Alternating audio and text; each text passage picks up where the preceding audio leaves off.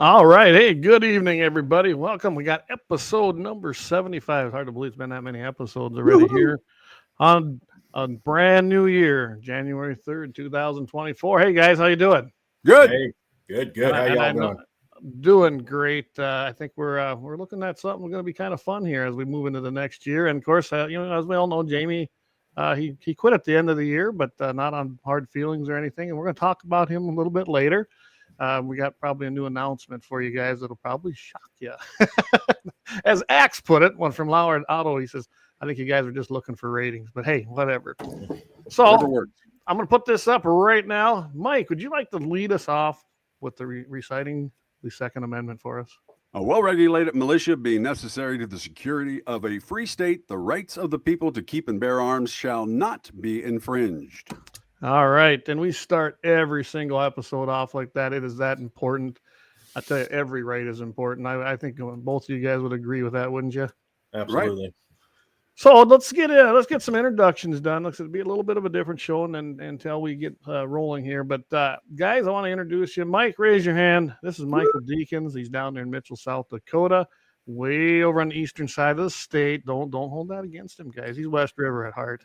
I'm trying to buy 1 acre so I can officially up by you so I can. There you go. Nice Retire brother. on 1 acre. And then we got Vance Bishop down there in the right. He's on the bottom there. He is from Georgia, but he spent a lot of time up here in McIntosh when he was here. That's how I met Vance. He's a pastor. He's helped. Well, him and I both, I guess, founded Rack's Adventure Team. You were both of you guys were outstanding NRA volunteers, and so we have a history. We've known each other for several years, and I just wanted to bring some new blood, I guess, in and. Have some fun with people that I trusted and knew. So here you guys are. I appreciate you guys doing this. When do I get a flamethrower? Oh my goodness! Right. You know, I I was did told, look at those. I was told there'd be flamethrowers in here, so They're not as expensive as you think. No, they're not. And I got to thank my niece for the awesome bullet ice cubes, guys. That is great. So I unwrapped them at Christmas. I was like, now she knows me. there you go.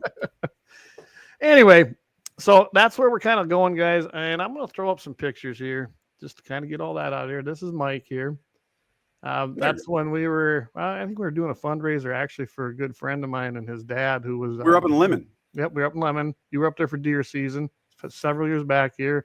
Can't see it behind the NRA logo, but I was presented with a really cool silver bullet for my years of service. And my favorite saying then was pound sand. So they had that engraved on there. So that was pretty neat. I believe that was 100 ounces. What's that? Oh, it was a 20 millimeter. 20 millimeter. Yes. Yeah, there you go. Of course, this one here, Vance probably remembers this one. This was in Rapid City. Vance became my volunteer of the year for the state of South Dakota because he did one hell of a job as well. And we did a state convention down there and a state banquet. Mike was there. Vance was there. I'm telling you guys, I had some of the best volunteers a guy could ask for. And I'm guessing you still got that plaque. It's hanging right there, actually. There it is. Yep. I got mine. They're all upstairs. And Mike, yes, Mike, by the way, remind me, Mike, 3 times? What's on? Yeah, 3 times. Volunteer of the year. So, yeah. It would have been 4, but I got knocked out by somebody who shall not be named. Okay. Here we got Mike with his father-in-law. This is that Outlaw Ranch. Actually, that's just over there south of McIntosh. Or no, this is down in This is down in Hills, that's out in Custer. That's out by Custer. Custer. Out in Custer. I'm sorry. Yeah. Mike loves to hunt. He's just like the rest of us, likes to hunt and shoot. And yeah, I mean, he's got a lot of orange on, but remember, he's from East River, so you have to. That's right. I mean, excuse that. I was taught wrong. I can't help it. I do love this one though. I have to say, I love this picture. Always have since. Yeah, that's cool. Yeah, he posed toward guys, but I like that one. He got the pipe going, and I thought that was great. Here we got Vance. Oh. That's okay. Did I hit that by accident? Yep, that's okay though. Vance, I believe that's a pheasant, but that was that old Dodge you had, wasn't it? No, that's my Chevy, the HD. Oh, that's your old Chevy. Okay. Yeah. Down there in McIntosh. Yeah. And he had the pleasure of going elk hunting down here at Lower Brule while he was here, and got a fantastic elk. It was actually Cheyenne. Was it Cheyenne? Okay. Yeah. Mm-hmm. I mean, that is a nice elk, and it wasn't that expensive, and they kind of took care of a guy, didn't they? Oh yeah, yeah. So, in fact, and I that's believe out in the dining room right now.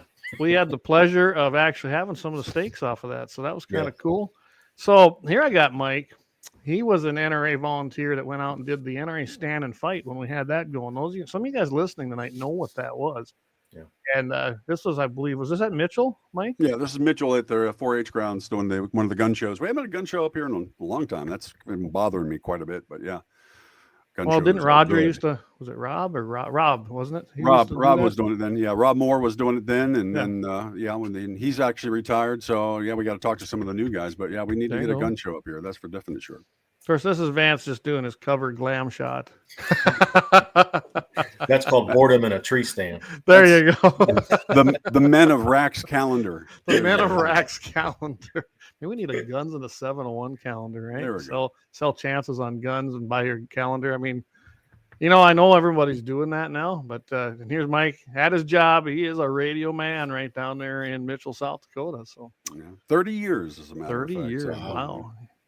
You do have a face for radio though, don't you? I do. I tried TV and movies for a while. That didn't work out. Okay. Hey, I'll give a sound out here. Hey, Shiloh, good to have you on tonight. Lynette, she says bullet ice cubes are cool. And then you got JD. Hey, Jamie's listening in. Good to have you supporting us. And then of course Eric Newman's always on here, listening just about every week. So we appreciate all this. And by the way, his son Gunner, remember him, guys? Yeah. He filled in like the last 2 minutes of the day here on the last day of season. So congrats to him. And filled his youth tag. So that was outstanding. We went and spent New Year's with them guys, New Year's Eve, and it was a lot of fun. So, hey, Keith, good to see you. Corey, good to have you on. By the way, hey, Corey's another guy that wants to fill in, and he said he's going to have to come here and do it, though, because he doesn't know how to run nothing. But we'll get him figured out. All right. Hey, DJ. See, you guys probably know these guys, don't you? Yeah, Doug Thompson down there in Rapid City. Well, actually, Box Elder. We don't want to insult him, do we? He's actually over in. He says, "How's Mike been?" I can throw that up there. Yeah, I'm good. I've been good. I 3 years ago, I'm only 56. 3 years ago, I went through a heart attack. It was a surprise one too, and Yes, triple bypass. So yeah, it puts things in perspective. It's like do more hunting. That's one of the things that I said. I haven't done enough hunting. That's one of the main things I thought of while I was in bed. So yeah, lost some weight and doing better. So we're good to go. Absolutely. Hey, Josh Patterson. Josh sent us some pictures a while back. We got up there of his son. He was archery. So a nice young man filled his archery tag. So that was awesome too. Craig Morin. Hey, he's from Iowa, guys. But don't hold that against him. I don't at all. Craig's shooting some monster deer over there in Iowa. I've been seeing. Well, Craig and I talked about this on the show, and I'm all in. I don't know if Eric's going to make it, but I'm definitely going to be getting together with Craig and see what we can do. I know we got to apply, I suppose, down there, but that tag price doesn't really scare me. I'd like to go down there and nail a big, nice deer down there, add to the collection. Maybe put it in the hunting shack, as I call it now in town, the old parsonage that you guys stayed in. Yeah. I've been kind of turning that into the little hunting, hunting shack. I'll call it that, I guess. Yep. That's what I'm looking at for this coming year. So yeah, it's going to be a good one. That's Erickson. My kid's got me a bullet whiskey shot glass. All right. I suppose it's like this one where you got the bullet going through it. See, look at there. Yeah. They're kind of cool. Anyway.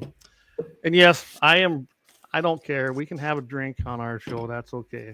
In moderation is just fine. It's fine. Guys, so. Just fine. We ain't driving, that's for sure. No, we're not driving nowhere. Look at this. We're how many miles apart now? We can all kind of visit like we used to in the old days. Yeah. This would have made meetings a lot easier back in the day. Yeah. I thought that same thing, Mike, when we started doing this. We started doing 2,000 miles from you guys. Yeah. Yeah. Well, I'll be seeing you here not too long, end of February here. 16th, we're going to take off and head down there. Hack's going to fly in there. I don't know what Waylon's doing. Waylon talked about flying in, or was he talking about flying in to go down in January and help you out? Yeah, go down in January and help me out, and then go down with the rest of the gang. Okay. I don't speak Waylon very good sometimes. And Waylon does tune in once in a while. All right.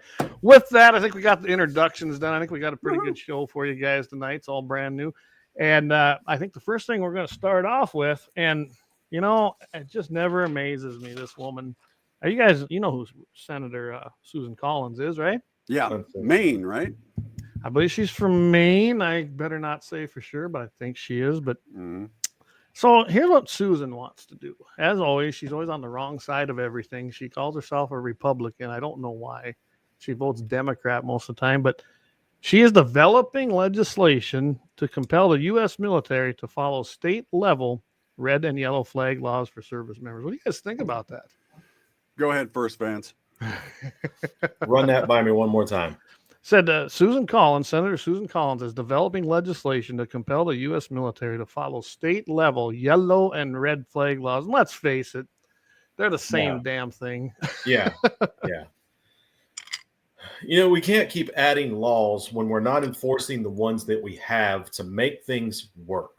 It's like the gun control laws. There's over 22,000 gun control laws on the books. One more is going to help? I don't think so. We're not enforcing the ones that we have.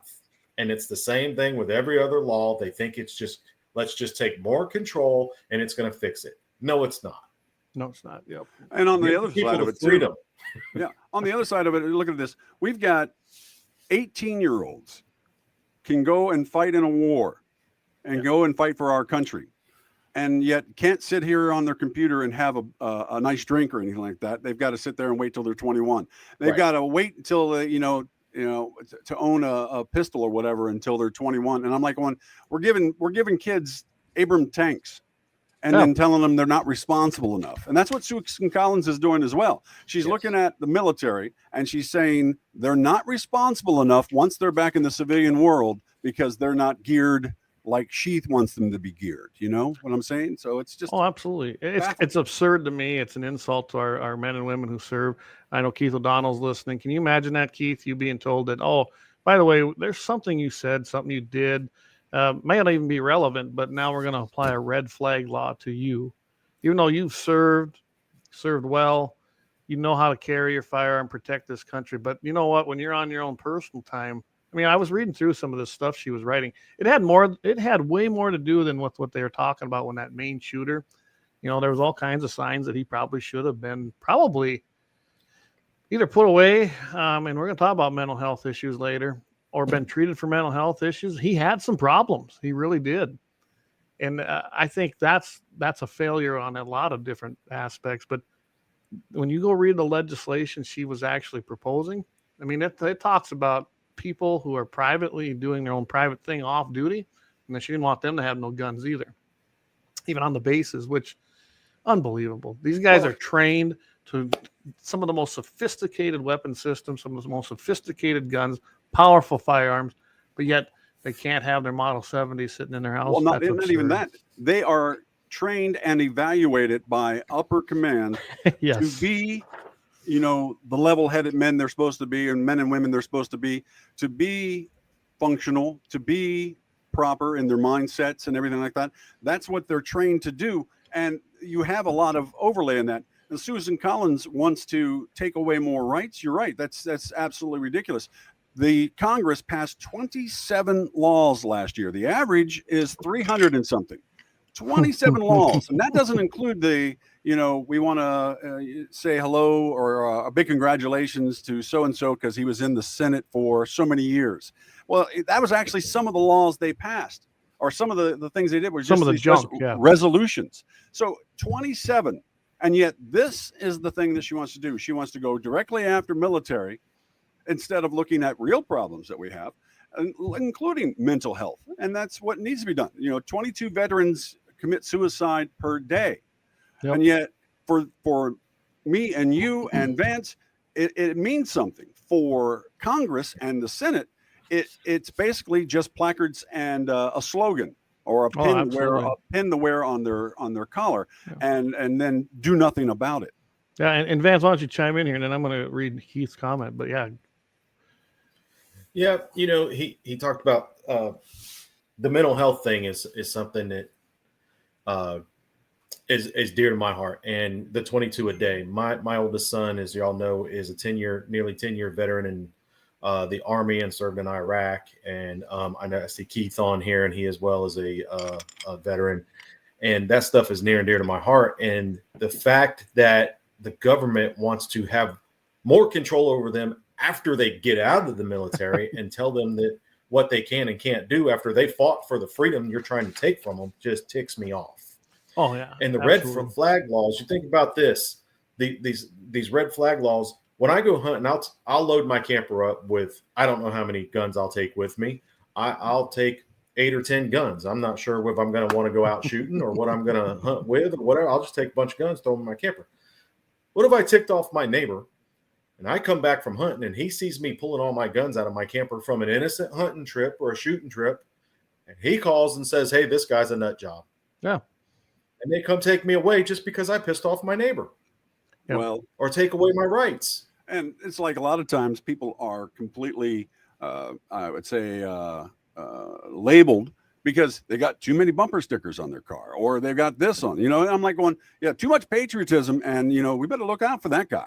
Oh yeah, they're on a list. They're considered the people that basically Homeland Security was after. They were watching all of us, and and I like what Keith said here. He goes, it really pisses me off what a stupid bee that she is.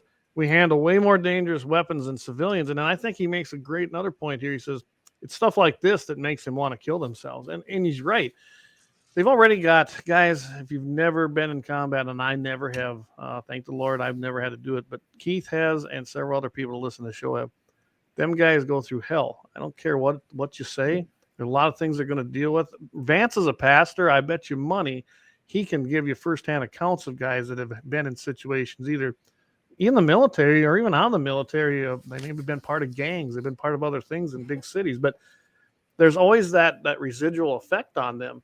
And then you have a military right now that's so woke that we got recruitment problems. People aren't joining it because of things like this. It's things just like this. They tell you, hey, sign up. You're old enough to go out and be responsible, handle us our most dangerous weapon systems. But when you're out, you can't have a gun. You can't even have a pistol. Nope, that's no good. You can't do that. And it's BS. It's just plain crap, really. I'm tired of the government telling us that they're smarter than us. Yeah. Well, They know that's better been than the we big do. change over the last 20 years, is that it used to be a subtle thing that the government thought they were smarter than us, but now they've just come out on both sides and have decided to just be like, this is the way it is, and you're going to have to deal with it. Absolutely. Jamie chimed in here. He says, Democrats think anybody who likes guns, they have a mental problem. And he's absolutely right. They think Absolutely. we are the problem. They think that our freedom is the problem. And they don't like us because we like dangerous freedom. And we're good with that. We like to make our own course. We like to make our own decisions. And we can do it. Right now, we're not disarmed at the moment. And that's going to lead into our bug out bag thing because, guys, that's for a lot of different reasons, including a tyranny or a tyrannical government coming for you. And if you think it won't happen, think again. It's so close, and I don't know too many people are going to stand up and fight. Tell you what, guys, we're going to take a quick break. Thank our sponsor, Lauer Auto, and then we'll wrap this up and take any questions anybody's got coming in. So. LAUER Auto Repair. They're located at 309 South Washington Street in Bismarck, North Dakota, or give them a call at 701-258-6308. The team of mechanics at LAUER Auto can tackle any problem your vehicle is having, and when you do business with LAUER, you can be assured you're doing business with the Pro Second Amendment America First Repair Shop. There's plenty of other auto repair shops in the Bismarck-Mandan area, but why take the chance of patronizing a shop that might not have your beliefs at heart? Make no mistake, LAUER Auto is your Pro Second Amendment repair shop. When you talk to the guys at LAUER Auto, don't forget to tell them you heard they're a sponsor of Guns and the 701 and that you appreciate their support of our Pro Second Amendment, Pro North Dakota live stream and podcast. That's LAUER Auto Repair, 701-258-6308, located at 309 South Washington Street, Bismarck, North Dakota. All right. Welcome back, everybody. We don't take long breaks like the radio stations, do we, Mike? No, we don't. But one thing I'm going to edit onto there. So for LAUER Auto, go for it. We're 701, we're North Dakota and occasionally in South Dakota. So we just put 605. lower in the 605. That's right. Well, that's why we say Guns and the 701. So There you go. There anywhere, right? It's fine. We're fine. Jamie and I Hey, thought I wanna a give a long shout time out. about that. I want to give a shout out. I see my son on there, Hey, John Adams. John, good to have you with us. There he is right there. And I believe John's going to be joining us down there in Florida here at the end of February, February 16th through basically the end of the month. So, yeah, John, if I remember right, John's a veteran too, isn't he? He's nearly 10 years and served in Iraq as well. Yeah. Like I said, we got a lot of great guys that listen to the show, have served. I think all of us have been touched by someone who's been in the military. until these recent conflicts, my family had somebody in there in every single conflict going all the way back to World War One. And not just one person, several people. We've lost our family on both my mom and my dad's side. We've contributed plenty to the effort to keep this country free, both with blood and sacrifice and time and money. And I mean, you name it. Our family's been very involved, and I'm sure everybody has as well. So let's see what Brian, good to have you on here. He goes, can't assume gender, which is obvious, but assume someone's mental status and fitness to own a gun. Yeah, they can't figure out a gender, but by golly, we can tell you if you're crazy and you can't have a firearm and basically exercise your Second Amendment. It's absolutely right. This is where we're at, people. And they wonder why military recruitment numbers are so low, the morale within the military. I bet any of these guys can attest to it, that moral support and morale as a whole, people just, unfortunately, that isn't there anymore. It's sad. I know a lot of guys that are actively serving now. There's nothing. They don't speak like they did just the short 3.5 years ago, where they were excited to be part of something like that and defend this country. And with what's boiling over there right now, we got Iran's close to a nuclear weapon. We got Ukraine. By the way, we can't have guns, but you know what?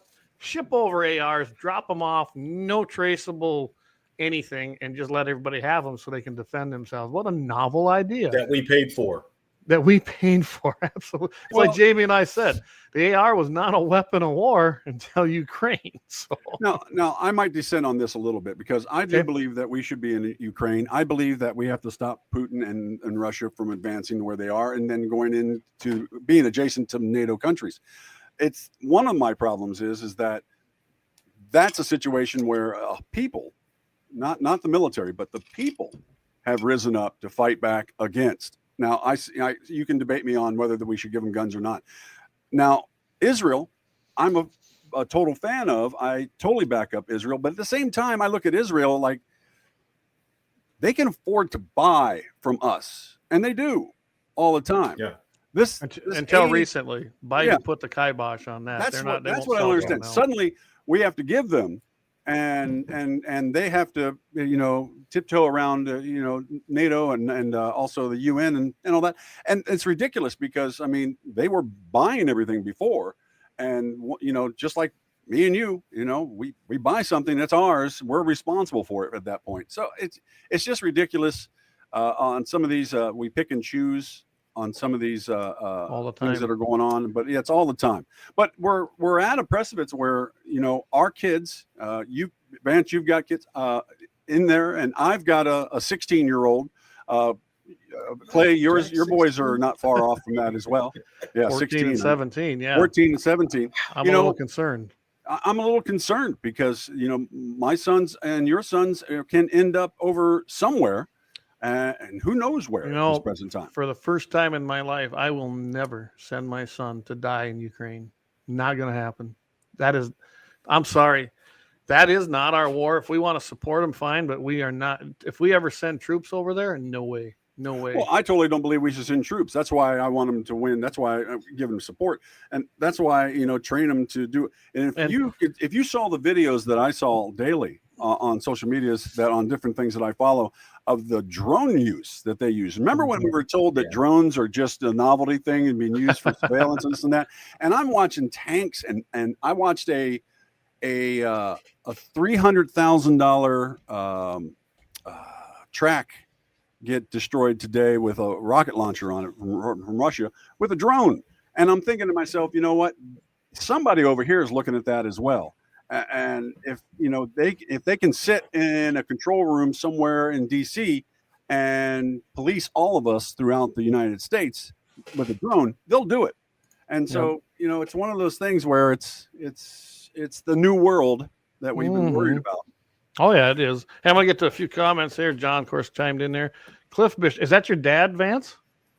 No, that is Cliff. Okay, I never know. That's my boy. I'm not on fascist book much anymore, so I don't know. I'm proud to say I raised a couple patriots. Both my boys are very conservative, Second Amendment. Yes, they are. Patriots. Yes, they are. Eric's always chiming in. I love this. I'm pissing off the government right now, putting primers and freedom seeds. Absolutely, I gotta love it. We even got little freedom seeds here, but Nathan Mall, he says, our nation is being invaded and the Dems want to disarm the citizens. They want to, not only that, Nathan, they want to disarm us.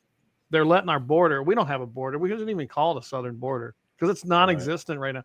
They are pouring in there. Last numbers I've seen, 25,000 plus a day. And that's the ones they know about, guys. That's the ones they know about. You know, I had Erica Valdez on here about a month ago, and she really brought light, I think, to everybody just how porous this border is. They're coming across their ranch down there in New Mexico, and it's insane. We don't have a border. And I can tell you right now, these people ain't just going to Texas and going down to the southern states. They're making their way all the way up, all the way across. On Real America's Voice, when you watch this, these are military-age fighting men, and they truly are. You look at them, and now you got Chinese men coming in here. That's very, very concerning to me. They're coming across that border, and you think they're not going to be able to find guns?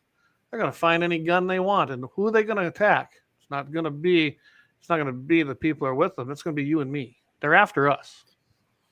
You know, there was a picture, I forget what page it was, Ben Shapiro or one of the pages I follow, put up a picture of a bunch of men at the border. And like you said, they were military-aged men. Yes.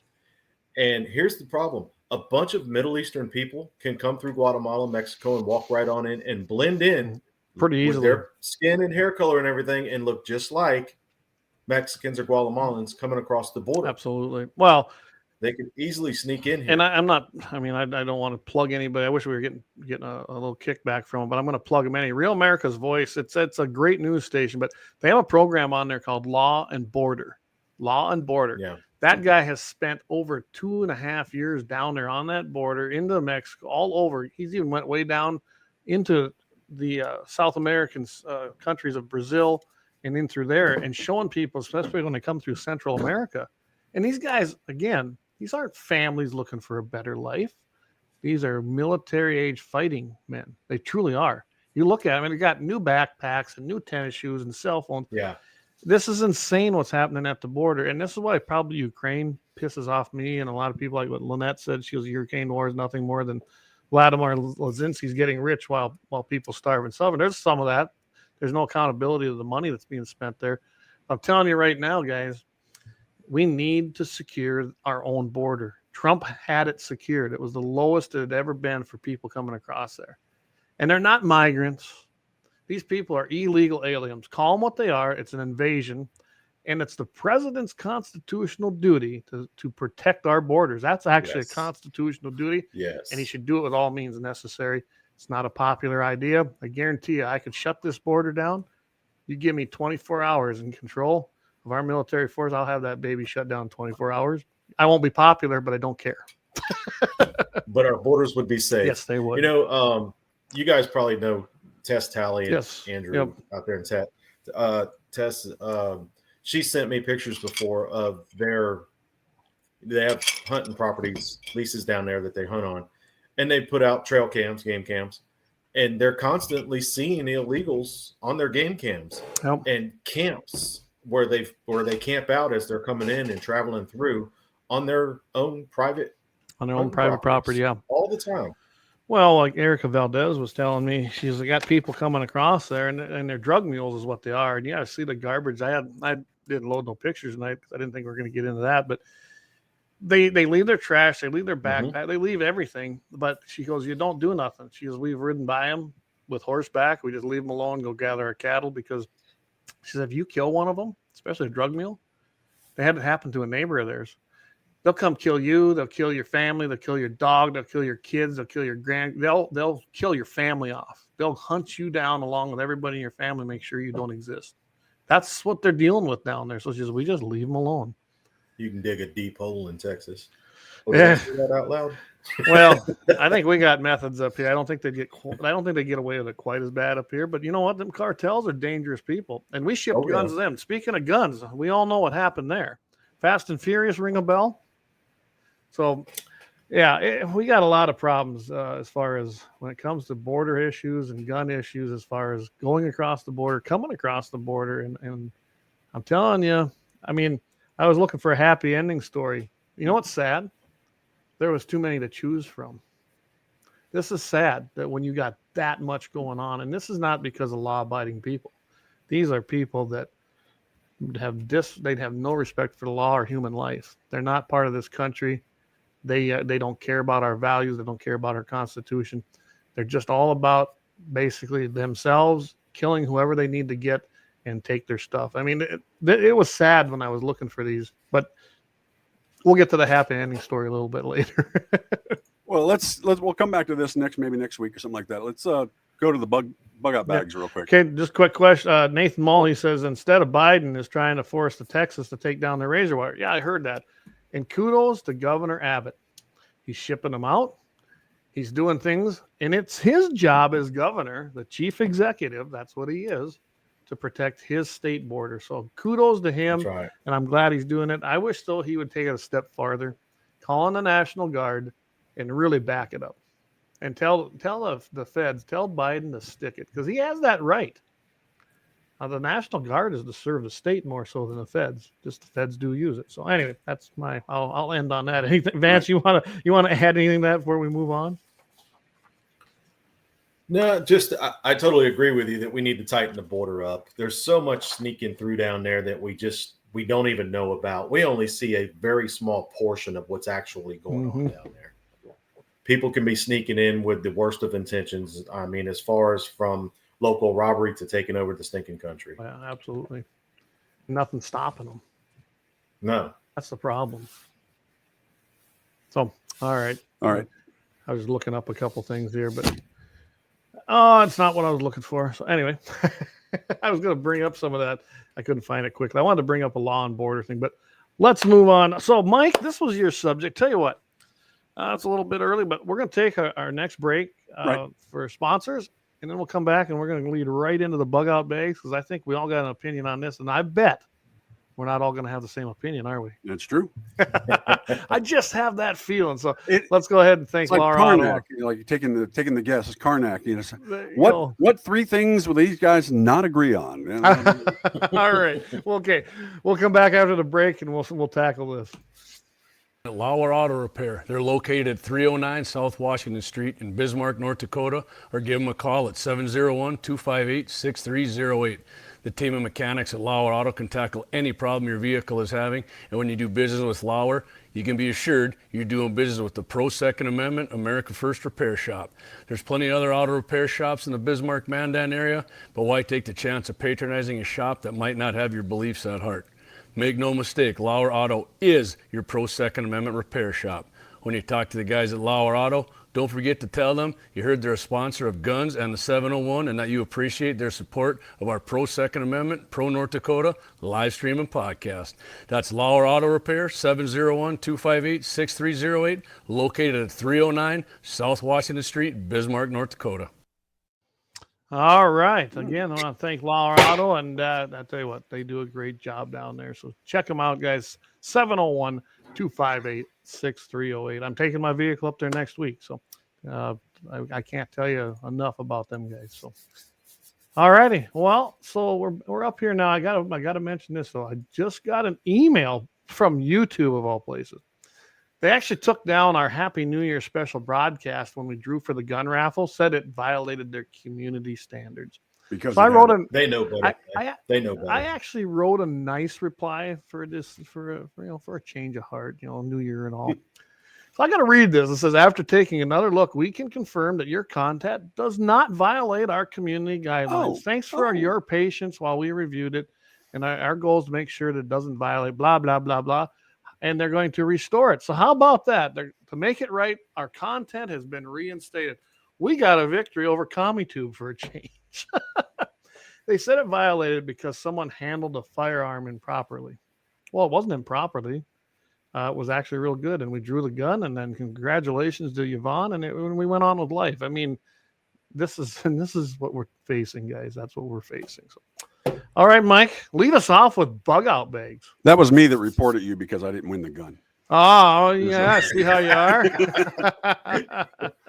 Well, one of the things we were thinking about now, you can put it in many different ways. I mean, whether coming up with the country fracturing like it is, to natural disaster. I mean, heck, where our state is on the edge of a caldera, that could blow at any time. And, we could be looking at some serious, situations where no power, no nothing but lawlessness and everything else. Well, I've got 3 places that I have put on a map that I will travel to with my family for safe matters, places that I feel safe. Now, I think Clay is the longest distance away. You're 338 miles from me. So, and you But have Sarah to can't come. Oh, yes, you can. We've got the camper. She won't like all these guns here. She's a I know, liberal. but that's a different situation. Once everything goes to crap, then For those of you that don't know, Mike's in a mixed marriage. He's married to a Democrat. So yeah. anyway. Oh, then she'll love the guns when they're near. Yeah. Well, that's true. I had to give you She's actually very pro Second Amendment. It's just the simple He fact that throws up. everything else. Oh. There we go. But you take what you can get. But I'm in love. I can't help it. But one of the things is like I said, Clay's 338 miles away. The other 2 places are like 150 miles away. Well, actually, there's one that's 75. So I have the plan of where to go, but it's the bug out bag that you got to think that you got to have. And if you follow online, and I think Clay, you might have a few of these on there. If you follow online things that you find about getting a bug out bag ready, that's like carrying a 75, 80-pound pack and then some, because of everything that you're cramming in there. So you have to think in the mind frame of maybe it needs to be 30 pounds and it has to be full of things you actually need. We even joked around the other day, Clay, about, if you're traveling, if I don't have a full tank of gas when I leave to go to Clay's place, I'm not going to make it. So maybe I need a tube to siphon gas, something. There's going to be something I'm going to have to do to get up there, because gas stations aren't going to be all open. So you have to think about your bug out bag as, of course, I have to think about one for my wife, one for me, one for my son. My daughter's in Virginia, so we're good on that. Well, not good for her actually, but it's good for everything else. But you've got to think about the things you're going to put in. And the first thing we want to think about is what are you going to carry? And we talk about pistols. And of course, to start off with, I think rifles are also important. But if you're traveling, you want to be on the down low the most you can, and you don't want to look like a TV movie where in a situation where people are out on the road and you look like you're some sort of reject from the U.S. Army store, and you stand out like a sore thumb, and you got all your store-bought stuff that you bought off of everything. And so one of the main things is that like pistols, what caliber, you got to make sure that you're going to be able to get ammo on the road. I mean, if you're going to need it, because people are going to go crazy. Once society breaks down a little, it breaks down a lot. And you're going to need to think about what you're carrying. 9mm, 22, 5.56, you're going to have to figure out what you're going to have to carry. And it's not always easy. Now, I'm going to pull this up real quick, Clay. This is actually something that I saw in a bug out bag, but I think it's a terrible idea. Let me see if it comes up here. And does it work? I love the governor. Of course, you know me. I'm a great shot with the governor. Anyway. I believe you won our big trap shooting contest at the state meeting once with one of them. Yeah. Tell me that. That was, if you were taking odds on that one, you weren't shooting for me to win that. But you think about it. How hard is it to get 410s now? And then you got to find 410s. How hard is it to get 45 auto right now? I mean, that's not easy unless you got the Blazer rounds, which are actually pretty cheap. You can stock up on those. Is this the gun that you want to have on your side when you're going? I mean, I don't necessarily think so. I think there are a lot of other ones to use. I think, and Mike, they're not exactly light. I mean, they're light, but in comparison to a lot of other firearms, I think they're not. Do you want to have something that's bulky like that, like you said, that you may not be able to use, to tell you the truth? I agree. Right. And, there are other things to think about. One thing that I thought about. Sorry, Mike. Geez, the toilet paper will be a luxury in a post-apocalypse world. Yes, that would be better than money. If this was the name of a movie, post-apocalyptic world, then it would be called The Chafing. The You know, so- chafing. So, I like that. but you know, I'm a big fan of Keltec, but they're the PMR, the 30 round one is a good one, but those are mags, so those are actually harder to find than anything else. So 22s are easy, but you know, I was looking at Except this at one. my place. That's true. That's why I'm heading there, though. That's the whole point. But one of the things I was looking at this, I mean, yeah, it's a 22, but I know it's a good brand. I know it's going to work. It's not a bad price, and you know, it's an easy one to work with. I mean, and one, it's dependable. So I kind of think about that as one of those ideas of what you want to do. But you know, it's for Clay and for Vance. You've got a lot more options already at your disposal. You've been collecting for quite a while. Me, you know, I've got a few, but nothing really. You got to quit selling them like we were talking about earlier. I know. But one of the things about it is this is not only for us, but this is for the guy and the gal out there that are worried that there might be a situation where they need to go now.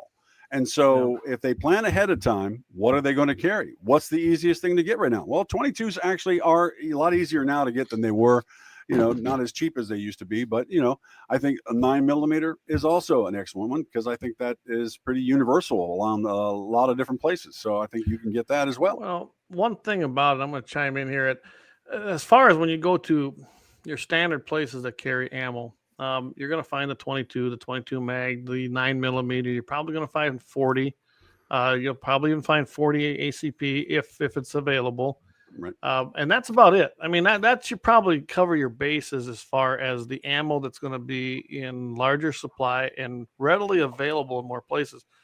Even like I love my 10mm, but that's not a good choice because there ain't very many places carry 10mm unless you get to a Man N Sporting Goods or 1760 Sports, somewhere like that. It's not available readily. And let's face it, in a post-apocalyptic, I mean, we're talking, guys, the complete destruction and collapse of society. So your stores, you know, you take like, and I hate to even give them even any playtime here, and that's Walmart, but they do have a lot of ammo. And what do they got? 22, 9mm. Not handgun anymore. Oh, that's right. They got rid of handgun, didn't they? Oh, so don't go there.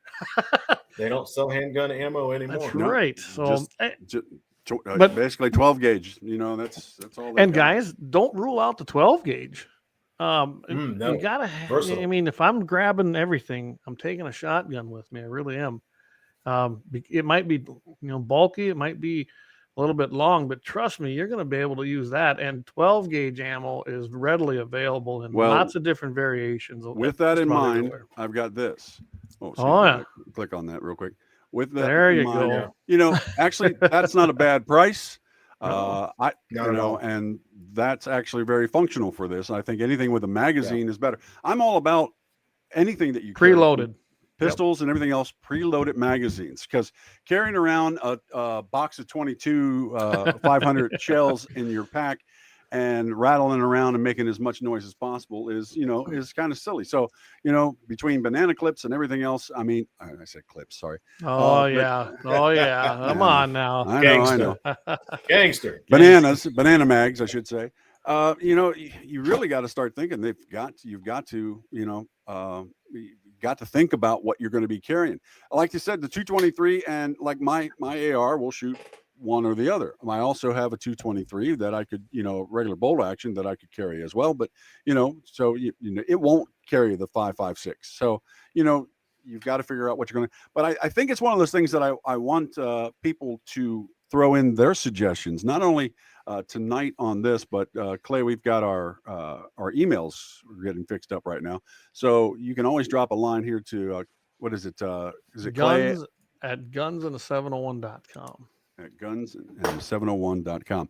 So if you got an idea about what you think would be the perfect bug out weapon, both rifle, pistol, shotgun, I think an AR is an exceptional one to carry. I think that if you can maybe get a collapsible stock, like a couple that I know of, that you can basically make it the profile a lot smaller and be able to be compact so it doesn't stand out as much. I think that's probably a darn good idea. I mean, for like shotguns as well. I mean, Remington makes Right. with a magazine as well. And there's a bunch that make with magazines that you can Yes. do. And they're actually not bad on their prices. I mean, this one out of stock, but yeah, but I mean, there's all kinds of different ones you can think of. And the magazines, I think, are because you don't have time to sit there and stop and reload in bad situations. So you're going to have to be prepared all the Right. way down the road. So Well, think, and I think Cliff, he chimed in here. He said Remington TAC 14 isn't long or bulky, can be stored in the bug out. Absolutely. And everybody's going to have their preference. There's no doubt about that. One shot cap, ham radio. And it's funny you mentioned that. We might have to do this again here on what we're talking about. I've already been looking in at how to get a license. I'd like to have a ham radio here. A ham radio to me is going to be something you're going to want at wherever you're getting. So A license. You lost. well, you know how I am there. We'll see. But here's what I'm getting at is I'm already here. I don't have to bug out nowhere, right? I'm here. So I could have that because that's going to be, I think one shot cap has a great point here is a ham radio is going to be your point of communication. Cell phones ain't going to work because I can tell you right now, guys like me and probably you guys, I'm going to probably help be the problem and take out cell phone towers because I don't trust that they'll be used for us. Well, and that'll be pretty easy to take them out. So a prime idea on that one is that Elon Musk, an independent agency, Elon Musk decided at one point to shut down his Starlinks over Ukraine, and it stopped their drones from being able to contact with their flyers. So I mean that can happen on the government side as well, shutting down phones, shutting down different things, and radio waves. That's a different thing. So radio waves are completely different. Yep. And the thing about it is you're not going to be walking around for like me, whatever 100 miles it is to get somewhere with that radio on. You're going to turn it on. You have set times that, people like Clay and other people that contact will be listening or have somebody listening. Check those out and be able to make contact. It's a plan. One of the cool things is you've both been to my place. I have the perfect antenna sitting on my hill, don't I? That great big, that's over 40 some, I don't even know how many feet that is. It's too big to take down. That's why it's still there. That was probably one of the biggest windmill towers in the area when it was founded and put here. And this place, these buildings, some of them are the big barn, the old house. They're over 100 years old, right at 100, 102 years old. So they've been here a while. And I imagine that windmill was built about the same time because it's complete steel. That thing's heavy. I've looked at it. I ain't taking it down. I can tell you that.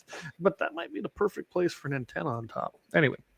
Well, I'll tell you what, we'll come back to this. I think we just need to take our break here. Thanks some sponsors, and we'll come back and kind of continue this and roll into the rest of this, okay? Right. All right, see you on the other side. LAUER Auto Repair. They're located at 309 South Washington Street in Bismarck, North Dakota, or give them a call at 701-258-6308. The team of mechanics at LAUER Auto can tackle any problem your vehicle is having, and when you do business with LAUER, you can be assured you're doing business with the Pro Second Amendment America First Repair Shop. There's plenty of other auto repair shops in the Bismarck-Mandan area, but why take the chance of patronizing a shop that might not have your beliefs at heart? Make no mistake, LAUER Auto is your Pro Second Amendment repair shop. When you talk to the guys at LAUER Auto, don't forget to tell them you heard they're a sponsor of Guns and the 701 and that you appreciate their support of our Pro Second Amendment, Pro North Dakota live stream and podcast. That's LAUER Auto Repair, 701-258-6308, located at 309 South Washington Street, Bismarck, North Dakota. All right, so going right back in is Don Everson. He said AK-47 pistol is the best bug-out weapon. I'm not going to disagree. That'd be a good, handy thing to have as well. And like I said, everybody's going to have that personal preference. But I think, too, and I'm going to add a little bit to this, water. If you're traveling anywhere, water or water filtration. When I used to always go out to the mountains and go hunting, I always had a little filtration pump. They were about this big. They're plastic. They're kind of a disposable thing, and you could use them, I forget for how many gallons, but they always were suffice. And I'm telling you, that's an important thing. Fresh water is going to be everything. Or the cold tablets.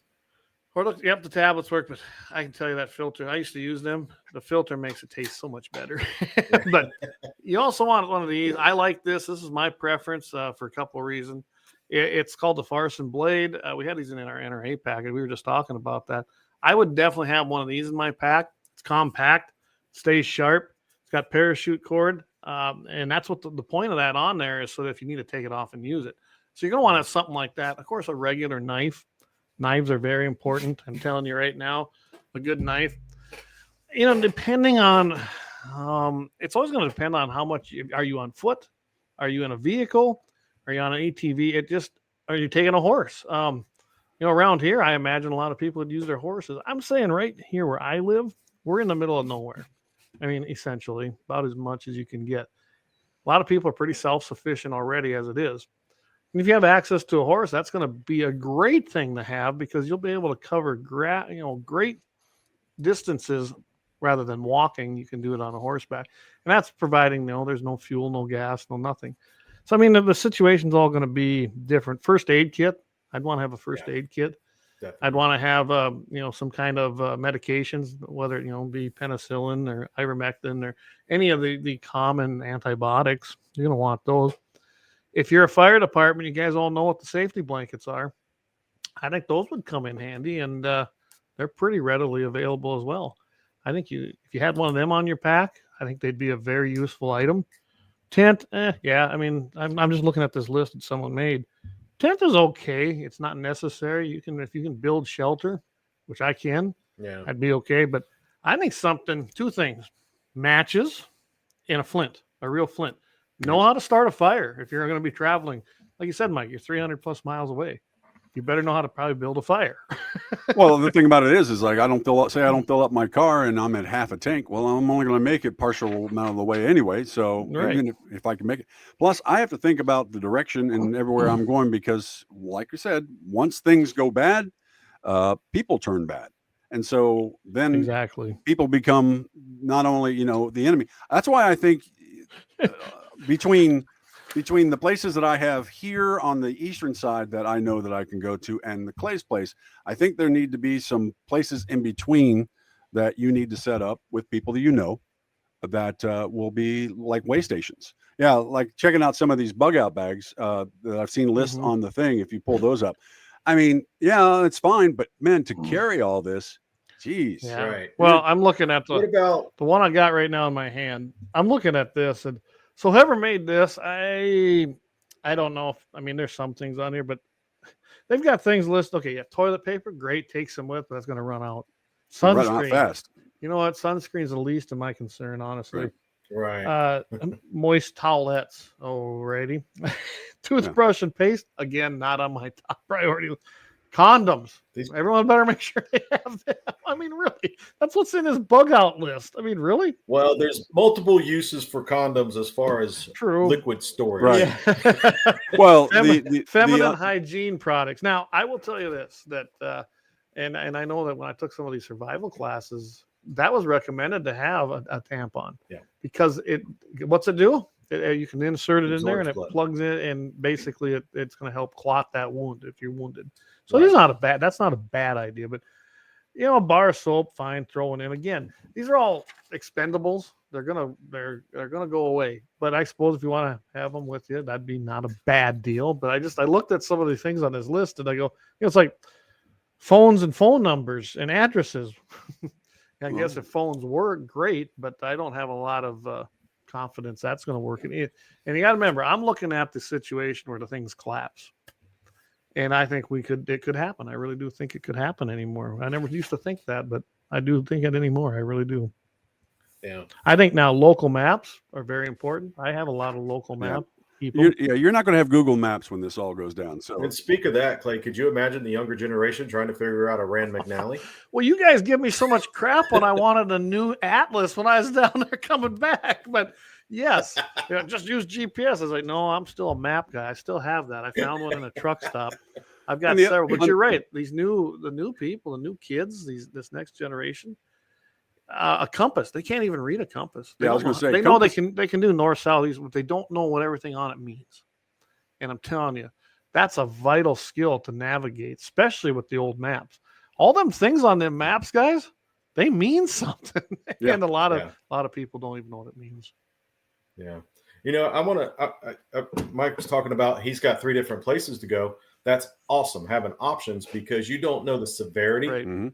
Of a situation that you're having to bug out from. I mean, total collapse, you might want to go to this place because it's more well situated. Here's a temporary situation I need to bug out from. Go to this place. What about having things already set up at those places when you get now? You got to have travel gear Mhm. to get to those places, but having things already in place at those locations for when you get there. And that's going to be different for everybody. Right. How far are you going? Do you need to have something set up so that when you get, or maybe you have checkpoints you need, and you're going to say, hey, we got to get to this place, Right. pick up more supplies, and move on if you're going a longer distance. I'm fortunate. Yeah. I'm here. I don't have to go nowhere. And basically, like I know Mike, I know a lot of people that are friends of mine. I know where they're coming. They're coming here probably. And like I keep telling everybody, you better be able to offer a skill or something because it's not going to be a free ride. You can't just take in everybody, and some hard decisions are going to be made. So I'm going to go through a few of these. Eric Newman says, "I think my son's ears perked up when you mentioned knives," and I bet they did. Gunner's a big knife; he loves his knives. Gene though brings up a great point: is people are going to turn into savages, and they will. Yeah. 30-06 rounds, and you're right, Gene. They're everywhere. They can be built out of a It's lot true. of things too, as far as rifles go. And I think Gene's got a good one that I missed here. Good, clean, dry socks, guys. Keeping your feet, especially if you're on foot. Huge, very important thing. Well, I Very, think that's one very of the sure. bushcraft things. See, a lot of bushcraft things need to be kind of taught, but not a lot, just a few. Drying your clothes. When you get Absolutely. wet and you step Get 'em in, dry. where you're going through a creek or going through high water, you need to get dry. Sure, in the summer you think you'll be all right, but you know what? Blisters and everything else that you get on their Well, feet are going to make the travel that much worse. So you and need to get everything dry. I'm sure Vance and you both, Mike, would attest that a good, I'm talking not a crappy Walmart Rocky pair. Get yourself a good set of boots. Damage, Yes. Kenetrex, something good that's going to last. I mean, you don't, and wear them. Get them broke in. Yeah. You don't want to be taking off with them and then just putting them on for the first time. You're going to be Mhm. miserable, but you need something that can take a lot of abuse. You're going to need good footwear. Eric, I agree. In fact, it would be right in my pack. Take a Bible because God's the only one that can carry a person through. Absolutely. If you Yeah. don't have that, you're probably in trouble to begin with. Absolutely. Here's something I'd like to bring up. Dental care.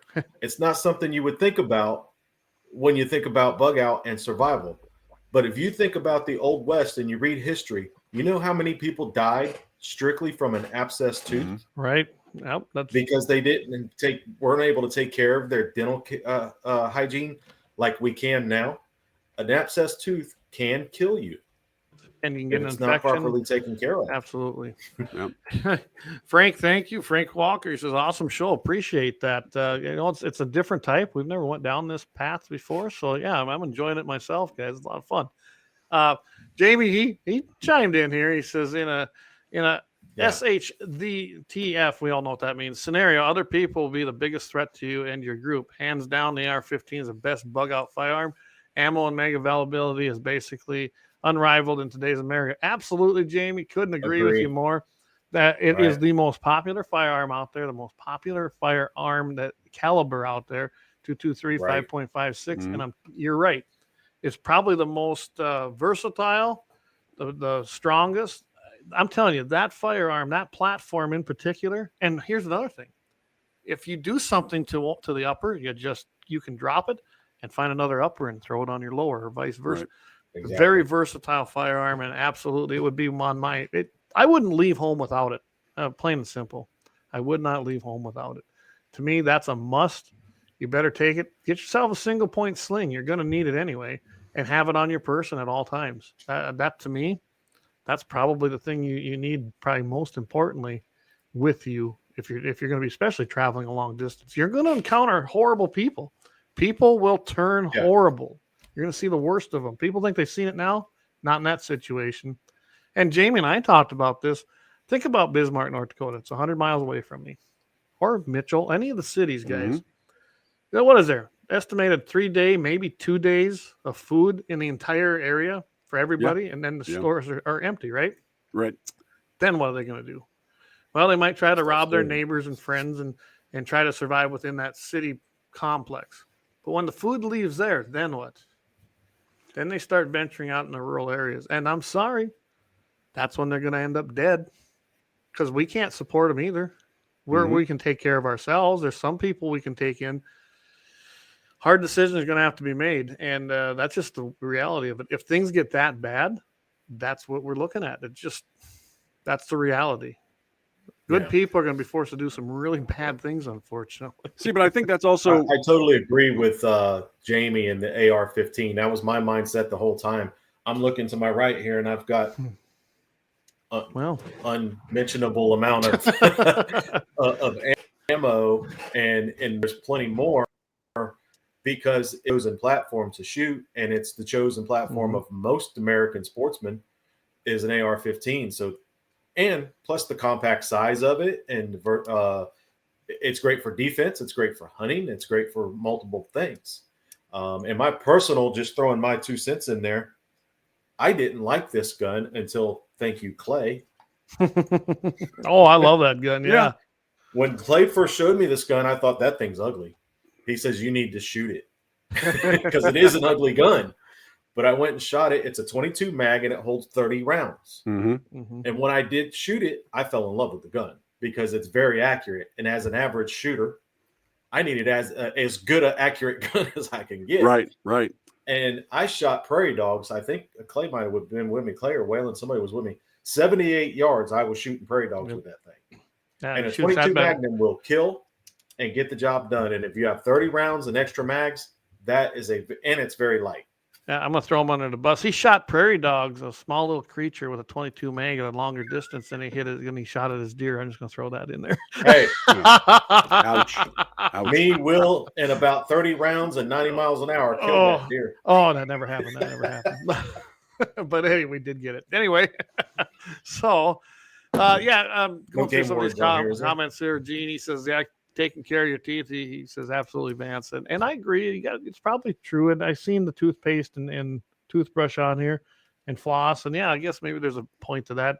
If you do get a bad infection, it's bad. And if you get an abscess, it can go into your blood. And there are many things that floss can be used for as well. I mean, from Very fishing to other things, even to just use it to tie things up. Yeah. I mean, you never know. I mean, the simple thing, a black electrical tape. I mean, you can carry duct tape, but I mean, that's a big roll when we're trying to keep things down to a minimum weight and everything in size. Black electrical tape, a bunch of that. I mean, it's all going to be a necessity down the road. Your boot starts falling apart because you weren't prepared with good boots. That'd probably be me. You're going to need to tape some stuff up to make the trip till you can get somewhere where you can take care of it. So I mean, there's all kinds of different things you've got to think about, and you can't pack a bug out bag with like these lists say, Clay, with everything, and then expect to walk around with this 80-pound back. I mean, I didn't do that. Can't. I couldn't do that when I was in the Marines. I'm not going to do it now. I mean, you got to take the bare essentials. I think, having some kind of a headlamp, some kind of way to light your way. You're going to run out of battery. I mean, basically find batteries where you can. It just depends on how long you're going to be on this trip and where's your end goal or your checkpoints, things like that. And that's where it's going to be. That's where you're going to be at. Guys, Charlie Renville, he chimes in here because, and this goes back, he says, replying to Jamie, because I think all leftists have mental issues, plus they look weird. I just had to throw that one out there. It had nothing to do with this conversation. Okay, well, that's all right. Throw that around there. But I think it's very important. We have so many gadgets and so many things at our fingertips nowadays. You think about what our ancestors and our forefathers survived on or actually lived daily lives on back 100 years ago or 100 plus years ago. We need to learn basic survival skills with minimal things. Cool. We need to learn how to start a fire without a match. We need to learn how to build coverage without a tent and a camper. We need to learn how to take care of ourselves without Crest toothpaste and all the things that we can go buy at the grocery store. We need those basic everyday survival skills with minimal things. Oh, absolutely.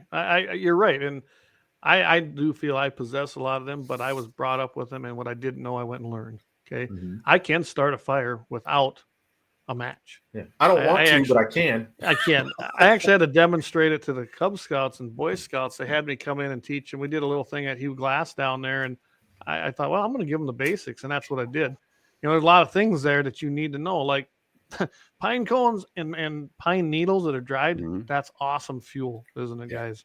Absolutely. And then you can put them with your kindling and stuff. But we're not going to go into how to make a fire tonight. No. But you're right; those skills a lot of people don't possess. They Right. just don't. Gene brought something up. I bet most people don't even know what this is. I don't know how you pronounce it. I know what this is, a travois or the trabas. I can tell you right now, that is a frame. It's a structure that you can either put behind a mule or a horse or even yourself Yes. to haul things on. It's just it's kind of like an A-frame, not quite. I don't want to be And- dumb here, but we used to call it a Larry, and I have no idea Okay. why when I was growing up, but it was called a Larry. And for being able to, if somebody's hurt, or if even to Right. carry your gear, and it's like you said, you can switch off between the people and be able to pull more gear that way, or things that you collected. So yeah, it's a good thing to know how to do. Absolutely. Too bad Marty isn't tuned in tonight because I know Marty would know what we're talking about. I'll tell you what, I'm going to try to bring up for the people who might not know what this is. Well, there we go. I think I can share this. We'll see. We'll try something here. Maybe it'll work. You never know. We're live, so we hope for the best, don't we? Yeah, drum roll. Drum roll. All right, let's see if it works here. I think there it is. It's not a very Yeah. big thing, but there's one right there. And then as you can see, it can go behind. It's an A-frame structure, and you can put whatever you want on it, whether it be person, gear. And the Indians used it a lot. I mean, that was a main thing. You always saw them traveling with that. So Right.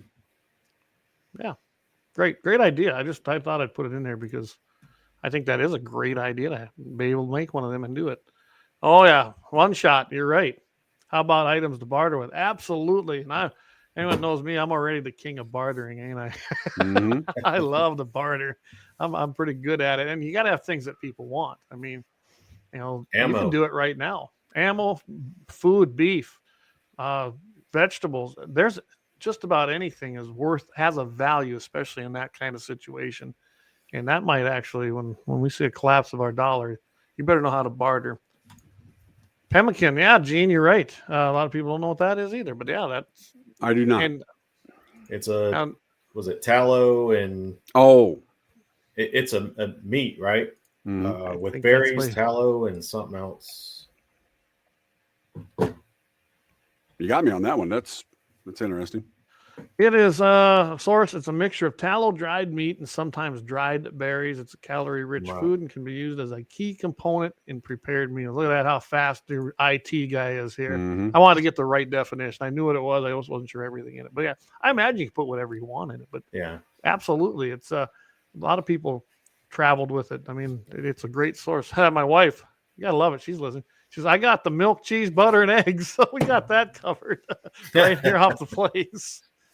Well, like your place, you've got chickens and you've got different We things do. that that is a huge bartering thing, as a matter of fact, as well. I mean, and also you're going to have to protect all that as well. So Right. you're going to need people that do, like myself, that come up there that are going to have to pull their weight to make sure that your stuff is protected Well, as well.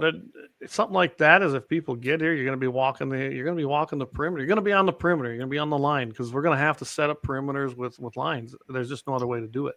Everybody would have to have a job to do. Mhm. Absolutely, and everyone's got a skill somewhere. Just whether you want to use it or not. And Gene's right. Dried meat, that's a good idea. I mean, that's a Dried great meat, idea. yep. And like I said, dried meat, beef fat. Now I don't have hogs here, but I've always told people if I do, things got pretty serious up here because that's my disposal unit. Mhm. So, We have killed hogs on your property, but they were brought in. but they were brought in. That's right. And you look at that's apocalyptic type stuff. Now let's talk about government tyranny, and we're going to brief because we're getting short on time here. Right. And I, for one, there are some sheriffs I believe they're with us because I've talked to them, but they're far and few between. Will they enforce things? Will they submit? This idea that feds are the whole overseer, overbear, they're the end all be all is a bunch of crap. That was supposed to be the weakest part of our government is the federal system. That's how it was set up. States were supposed to be strong. The people were supposed to have the power, and states be weak, or federal government be weak. And that is not how we are anymore. So I don't have a lot of confidence in some of the federal stuff. Well, probably none. I got more confidence maybe in my county level, but I can tell you right now, I wouldn't trust our county sheriffs down here in Corson County one single bit. They might quit and turn tail, but they won't be there to protect you. They're not going to side with you. I can tell you that right now, because they don't even know what the Constitution is when you talk to them. So that's all I'm going to say about that. On that same note, you're going to have some bad sheriffs and some bad feds, and this they're going to start to set up their own little fiefdoms in certain areas. And what you've got on your land, they're going to want, and they're going to want control of. So you have to think about that as well. You know, and they won't like the result if they try it here. Absolutely, but you're right. Well, I joked Jamie around with Vance. Oh, go ahead. Oh, go ahead. Oh, I said I was Jamie gonna just chimed in. He says, absolutely, Mike says, need people on your side willing to fight and kill. That's a valuable skill. And he's absolutely right. Jamie, you're absolutely, people got to be willing to do it. And it's a horrible thing and a horrible decision to make, but it's one that would have to be made. And you got to be willing to do it. But when it comes to my family, and it comes to your family, and it comes to Vance's family, you know what? If that mystery person out there that is trying to steal some cattle or is trying to do what, you know, I'm sorry, that's a cutoff point, because once the stuff goes down, you know, protecting what we've got. I had to put this one up, Brian Warner. Anybody that's watched Rooster Cub says Corn Dodgers made by Chin Lee. I love it. There you go. There's the man himself. But you're right. It comes down to what you're going to do to protect your way of life, your freedom, and like Eric mentioned earlier, you better have God in your corner. You better have that faith. You better be praying, because you're going to need everything you can get. And he's ultimately the guy that will make that determination. Who knows?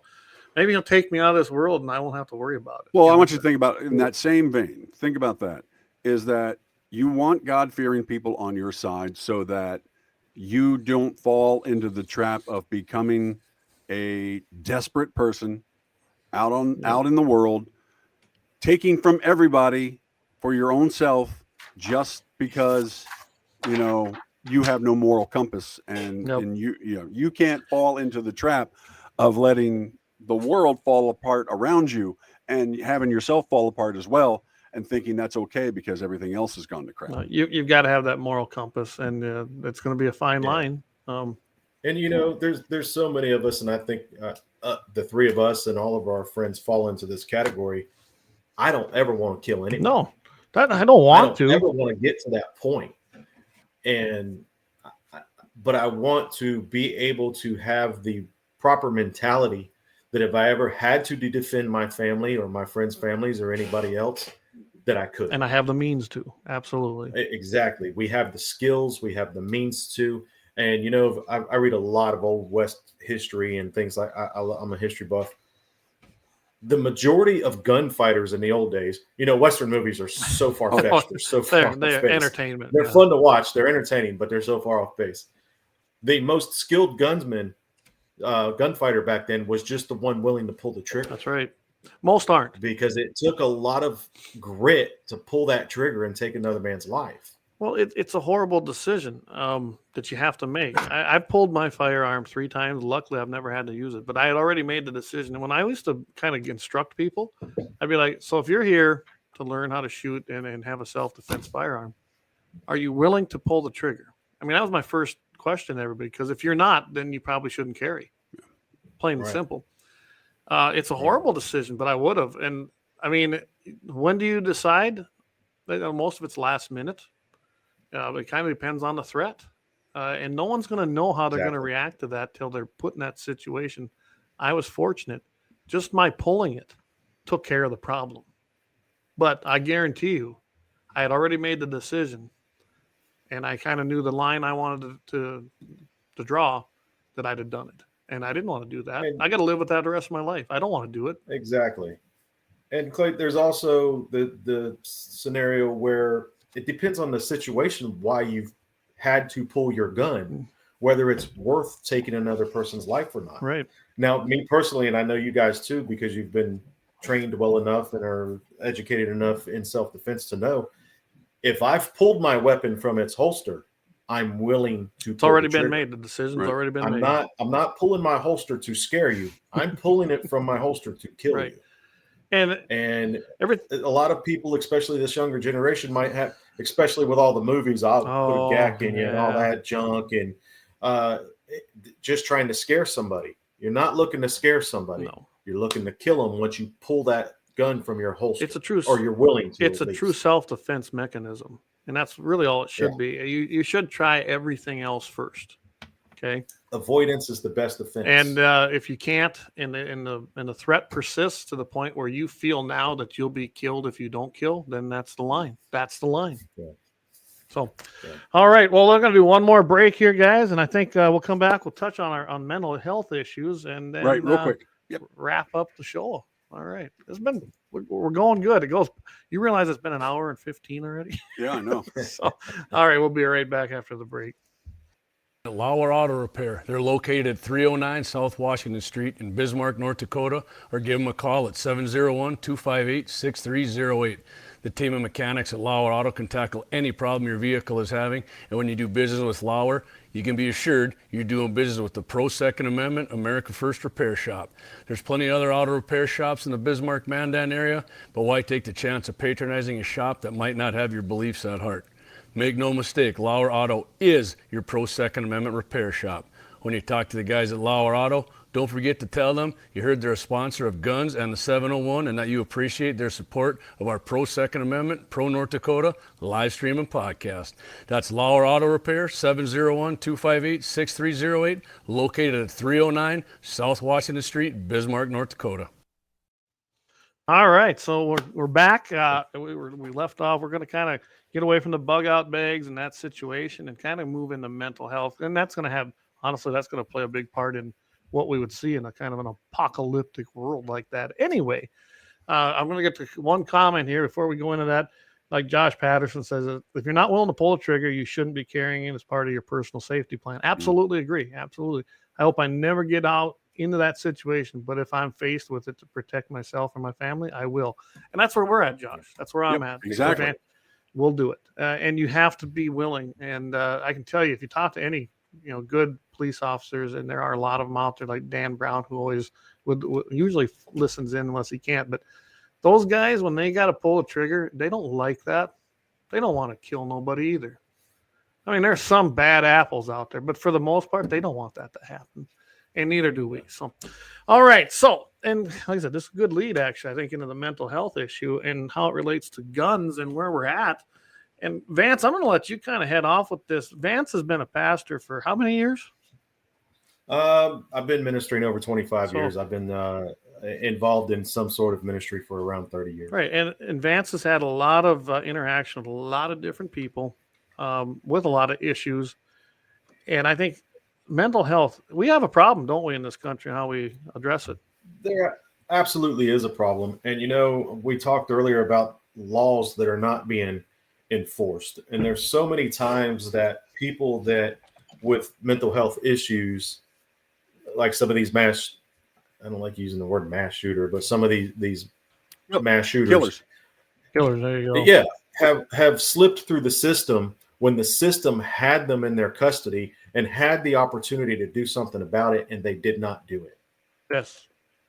There's so much of it. And I feel like there's so many times that there's different types of mental health. Just being transparent, I have anxiety. That's considered a mental health problem. Right. I have extreme anxiety, actually. I'm not looking to shoot nobody. I have no desire to shoot nobody. I have no desire to hurt myself. It's different types of mental health issues that we deal with in the country, all over the world. To cover one of the things you said is that we all know somebody, including myself. I'm bipolar diagnosed, and and I take the medicine that makes me get through my day and not have to stress out. And it's one of those things where it's like there are people out there that are going through something, and we don't always know what that person's going through. That's right. But one of the things you said, Vance, is that there are laws on the books already, and there are people that we see out there that are falling through the cracks through the police and through the mental health system because the laws are already on the books and the rules are already there, but we don't feel like we either don't have enough money in whatever system it is that would take care of them, or the police are just too burdened to take care of that problem because there are shortcomings on other stuff that they've got to take care of. So I mean, there are a lot of police that are overworked. There are a lot of social workers that are overworked. There are a lot of people in the mental health things that are overworked and not getting paid decently. Whereas we've got billionaires out there that are making all this money for, and then at the same time getting tax breaks, which I don't agree on personally, but the people are being gummed up in the system and then being dropped out, and then they go crazy and do something bad. And then we all turn around and say, oh, well, we knew the signs were there. We just didn't do anything about it. Well, I agree. We need to do something about it. I'm going to throw a spin on what you said a minute ago. You said because they fall through the cracks of a system that might not have enough money to do such and such, or that system don't think they could make enough money on you, so they let you go. Yeah, I'll agree with that as well. Well, now, I think what you'd see with some of this is and this is why I have issues with insurance companies. Insurance companies, and it isn't just mental health issues. It's anything that you do. They have their own parameters, and it's all based on the bottom dollar. I get it. It's a business as well. But I think a lot of people get kicked out of that system because their insurance company, either they met their limit, they only allow so many visits, they only allow this, they allow that, things like that, which is never good. And as far as I'm concerned, the best mental health person to go see is going to be your pastor. If you don't have Christ in your life, it's plain and simple. You're going to have some problems, and they're going to be worse if you do have an issue. They just are. And I can tell you just firsthand that talking to a pastor has made all the difference at times, because they can give a complete different perspective from a book that is pure truth. And that's a Bible. And some people get a little bit weary about talking about that. I don't. I can tell you right now, I was never a strong, staunch believer like that until I got, I met you. And then I just, the people I started hanging around with, and here I am. And I can tell you, it's the best thing that ever happened. And I obviously 100% agree, Clay. And a lot of times I believe that people are diagnosed or their poor choices due to a evil heart is chalked up as mental health. Right.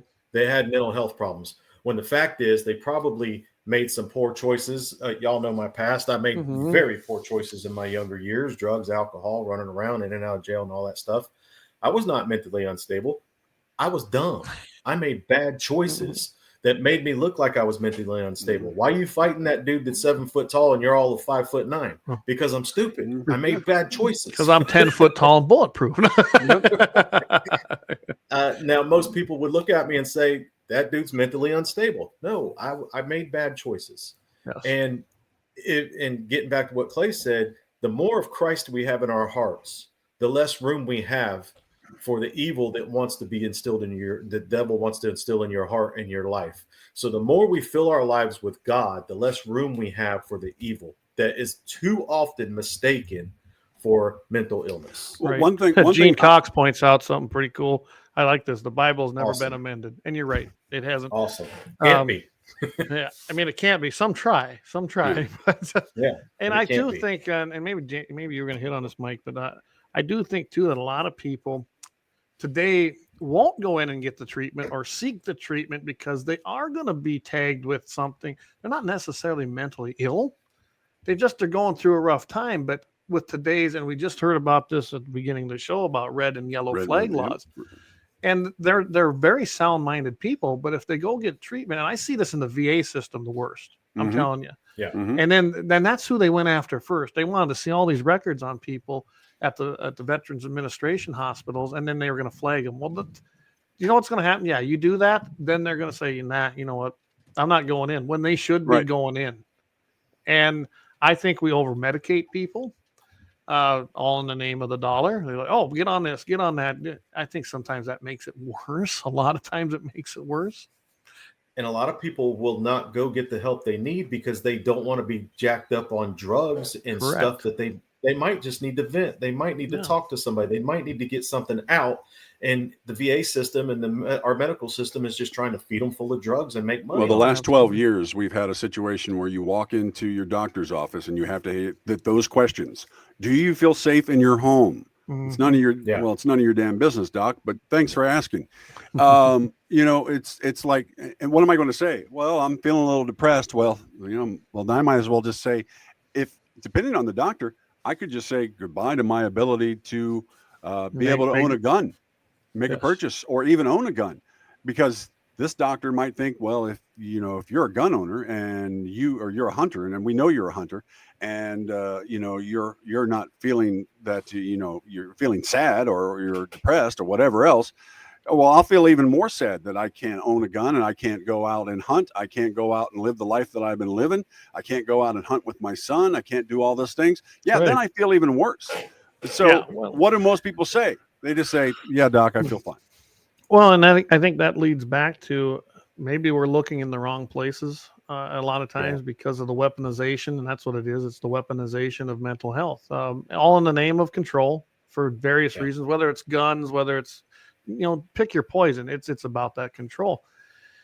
You need to go and find yourself a clergy. You got to go find a pastor, someone. And I can tell you right now, them guys are trained for this too. They know what to do. And you're going to probably get the best advice, and they're not going to turn you in. They're probably going to be more help. I'm not even a big fan of psychiatrists. I know too many people went to psychiatrists and then they come out worse and they get drugged up from there too. Exactly. So, I mean, there are probably good people in that field. I have no doubt. But unless you got that moral base, which is probably the root of everything, right? Unless you have that foundation, you're going to struggle. You surely are going to struggle. Well, there's one suggestion that I've had, and I've been talking about this with some other people for a while, and it kind of needs to be a conversation across the country. We could probably do it in South Dakota with our governor. Your governor up in North Dakota, I'm not so sure of. But imagine if the NRA had a program. And we've talked before about the good things the NRA does and the fact that they are kind of a bit autistic, where they can't focus on one thing long enough in order to keep a program going. But imagine if the NRA had for hunters, billboards out there and everything for hunters. If you're feeling depressed, if you're feeling this, call this number, just like the overbag number. And you could call in and you could talk to somebody who probably is a hunter or a health provider that understands that I'm not this guy that wants to go off and just go off on a shooting rampage. I'm a guy who's depressed by whatever's going on in my life. And I need somebody to talk to, and I don't have anybody in my life. And so then if I can call somebody that I'm not going to end up having all my guns taken away and my rights taken away and everything else, maybe then that would weed out a lot of the problems we have, a lot of these suicides that we have. The same thing can be said for all our soldiers that don't have anybody to talk to. The United States government has all these people that they can supposedly can call, but and the soldiers know that as soon as they call that, they're on a list. Yes. And you know what? That's right. They're put in a different section of the VA and everything else, and they're treated a different way, and they're treated as lesser because they admitted that they have some sort of depression. And I think you maybe are onto something there. And we've all, I've worked for the NRA. You guys have all been involved with them. And for the most part, they do good things, right? I mean, they are the reason that we still have our Second Amendment rights. And that's just unquestionable. Right. But, they have tried different things in the past, and some have been non-started. I think, like the School Shield program, no one even knows what it is. They're really bad about marketing that way. But that one, I think that'd be a good one. I think they could do it. I think they have the connections. They definitely don't have the money to do it, but I think people would step up for that. Right. I think you could find people in the gun industry, firearms producers, that will step up and sponsor something like that. I really do. And it would be privately run, which is even better yet. I think privately run is always better. And you know what? Yeah. They'd feel safe.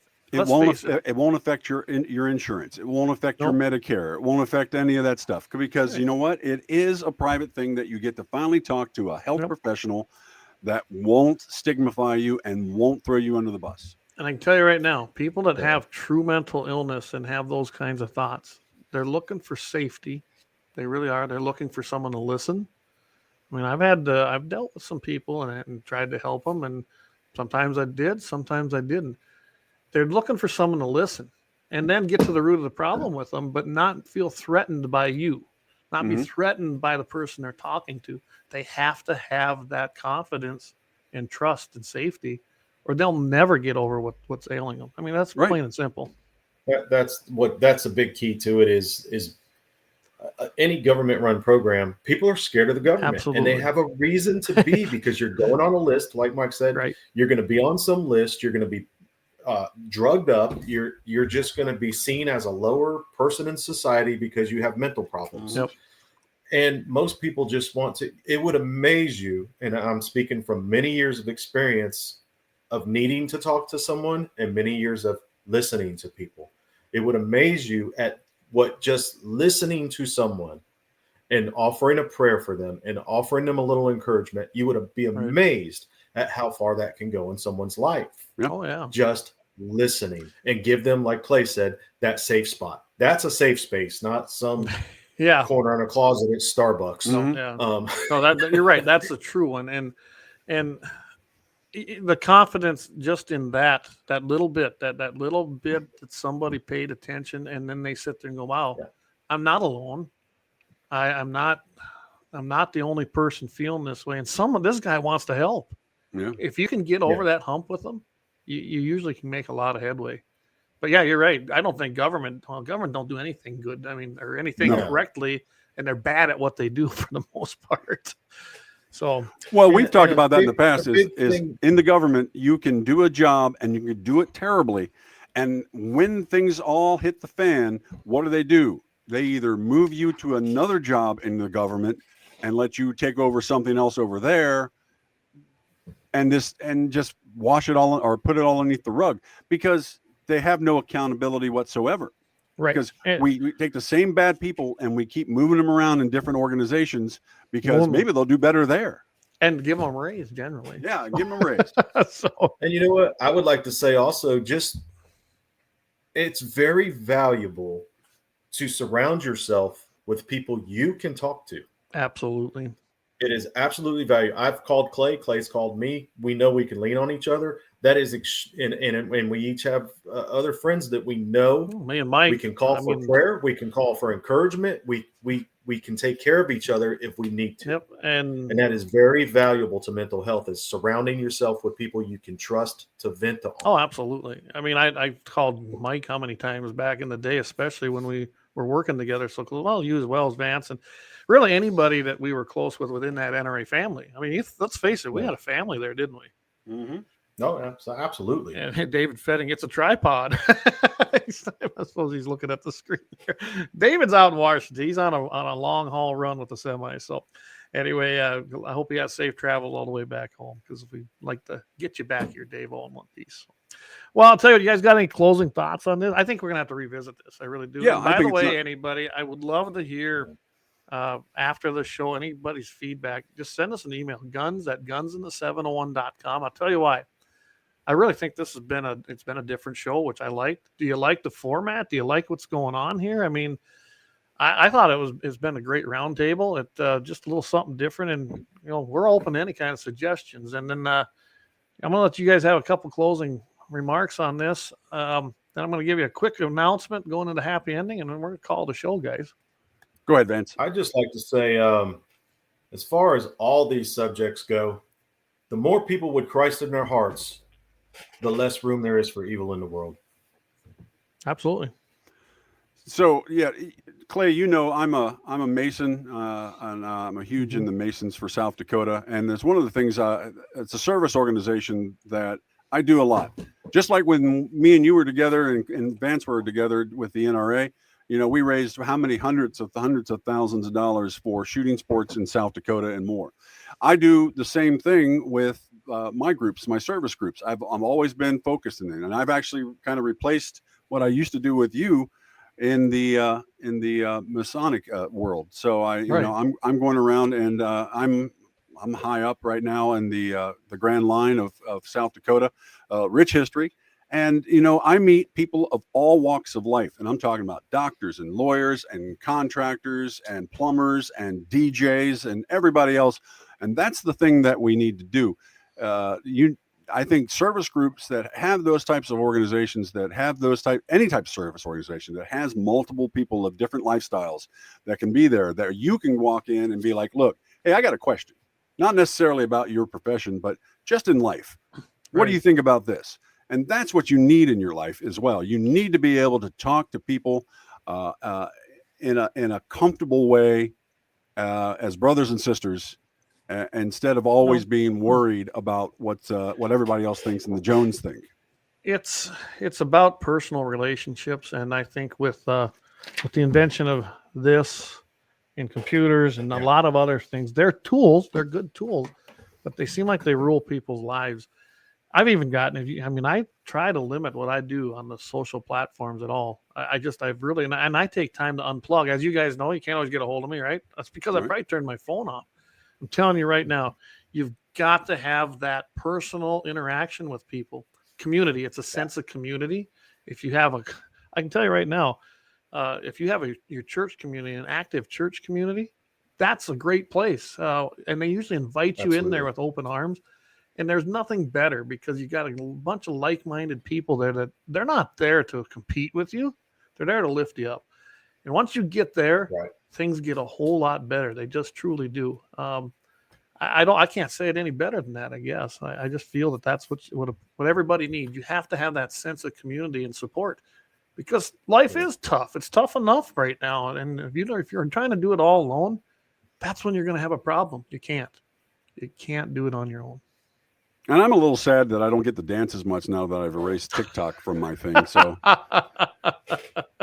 TikTok, we missed that. Yeah, we missed that. Oh my goodness, I've never had that, so I guess I'm good. You're not missing anything, trust me. All right. Well, again, guys, make sure if you got any comments, go ahead and send them in. guns@guns-and-the701.com. That new feed right into me. We're working on getting it to feed into the other guys as well, but that'll take a little bit of time.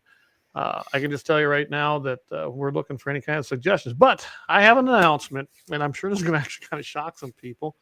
Jamie has decided he'd like to come back already, and I thought he should have never left. Jamie was a big part of this show. Helped. I mean, him and I, we're the ones that got this baby launched, and there's always going to be a place for him, as I always said. So Jamie's going to be joining us in. I'll be talking more with him. I'm glad Mike and Vance are still. Mike, I hope you're going to stick around with us as many times as well as Vance, because I think this is good. I really do. Yep. Having all these different ideas. I mean, we're all good friends, and we all got the same ideas, but we all have a different take, and I don't think that's a bad thing. I really don't. That makes a good team. It does. It makes a great team, and that's, I think, a good. You know what? It used to make a great government. Yeah, but we've lost that, haven't we? Good point, Mike. So, all right. Well, I'm going to give one more plug to our sponsor because Axe is great. And you know, when we were all talking about the big changes, he said, "Yep, I'm staying on," and he didn't even hesitate. So, I'm going to give another plug to Lauer Auto, and then we'll come back and we'll do the happy ending of the week. Awesome. LAUER Auto Repair. They're located at 309 South Washington Street in Bismarck, North Dakota, or give them a call at 701-258-6308.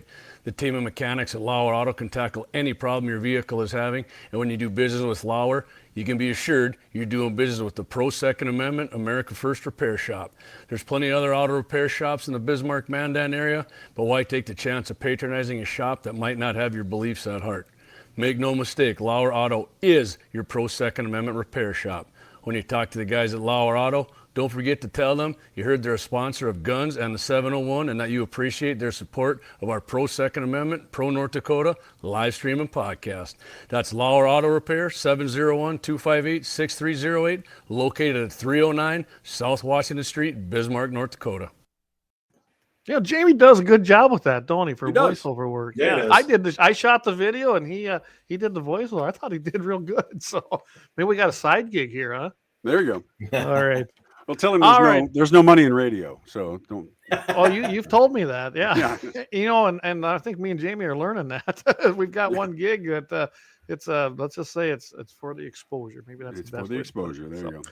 All right. So I told Jamie I'd keep this alive, and here we go. Happy ending of the week.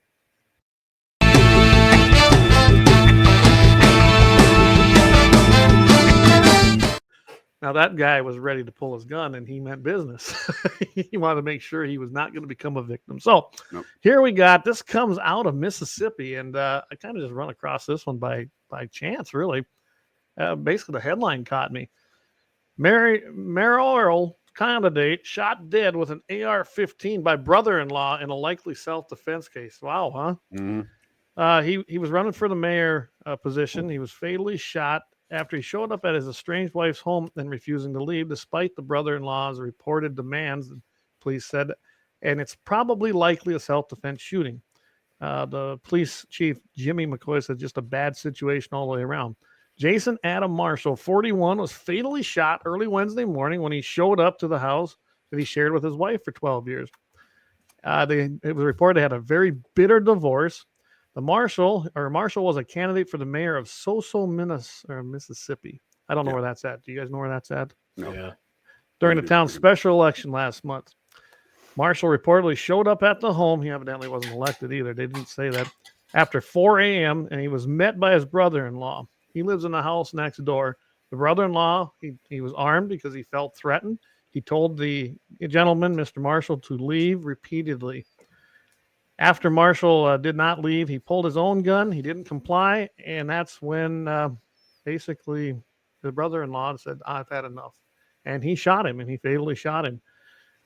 Basically, the police chief said that both men fired shots during the incident. He said, though the shooting is going to be probably ruled, it's in a self-defense case. It's ongoing and being investigated. Also, Marshall had allegedly had other violent outbursts with his family before. Last February, he was reported having a loaded gun and threatened to kill his brother-in-law. Mm-hmm. And that was citing the divorce complaint. Marshall claimed that his wife used illicit drugs and made illicit videos, and that she allegedly threatened to take the children to his from his parents' home in Georgia to live with her. And the way it sounded in the divorce case, none of that was true. He was just kind of going off the rails there. A judge did grant Marshall's wife an emergency domestic protection order at that time and temporary custody of the children in October after Marshall was ordered to undergo a mental health assessment to regain visitation rights. How'd that go? And it didn't go very well, evidently. And that is our happy ending because, the guy, he evidently was a problem. He walked in there with the intent to harm, essentially. And deadly force was used, and he no longer is a threat to his wife, his children, or anybody else. And that's why I made it the happy ending of the week. And it goes to prove that nothing good happens after 10 a.m. Yeah, there's a lot of we in our younger days we thought that after 10 a.m. was great at the bar, but we know now if it's 10 a.m. we should have been home already. Make a lot of dumb mistakes at that time, don't you? Mistakes, yeah. A lot of dumb ones. So I don't know what y'all talking about. Well, let me pull up some pictures here real quick. So I want to try something a little bit new, and I know it'll be new to some of our listeners, but I do believe that we all have. I hope we all have that Christian base. Would you like to send us out with a prayer, Vance? Absolutely. Heavenly Father, we thank you for that we still have the blessed freedom in this country to gather like this and appreciate and talk about our freedoms and our relationship with you. And Lord, as we come together tonight as believers, we lift up our government. And Lord, on both sides, we pray for a touch in their hearts.